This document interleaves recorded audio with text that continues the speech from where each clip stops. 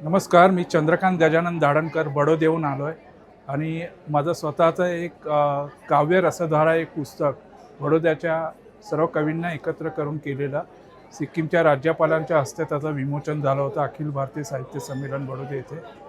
मी माझी स्वतःची एक कविता सादर करीत आहे की आयुष्य ही कधी न कळणारी सुखाची परिभाषा ही आयुष्यभर शोधावी संसार करताना।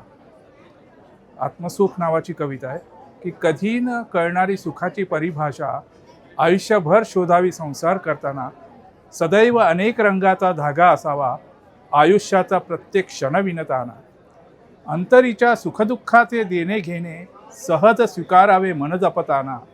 अंतरीच्या सुखदुःखाचे देणे घेणे सहज स्वीकारावे मन जपताना।